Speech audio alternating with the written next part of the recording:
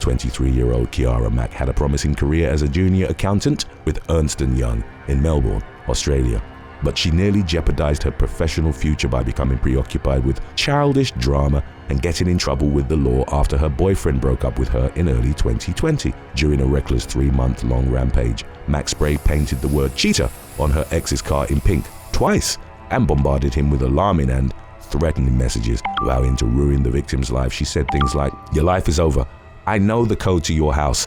Checkmate," and "initiating phase 2. In her efforts to make good on her threats, she posted photos of her ex in his underwear on Instagram, implied that she planned to vandalize his sister's car, physically attacked him outside his residence, and reminded him that she knew where he worked and hung out. At one point, the victim moved in an attempt to regain some semblance of privacy and safety, prompting Mack to obsessively drive around in search of his car. Desperate to get his life back, Mack's ex reported her to the police and she was charged accordingly for her crimes. She tried to downplay the severity of her actions when questioned by law enforcement, claiming that her threatening words toward the victim were just us arguing, and denying responsibility for scratches on his arms that he blamed her for. In 2021, Mack pleaded guilty to 6 charges, including stalking, criminal damage, and assault. She blamed her behavior on mental health issues, which she claimed were exacerbated by the isolation that came along with the COVID-19 pandemic, and insisted she was completely embarrassed and ashamed of her conduct, as she pleaded with the judge to spare her from any criminal convictions.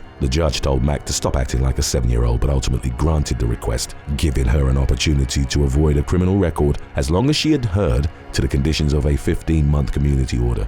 She was also fined $1,000 and ordered to undergo mental health treatment. The decision to extend leniency to the young woman was made in consideration of the wishes of her ex-boyfriend, who thought she would benefit more from mental help than punishment.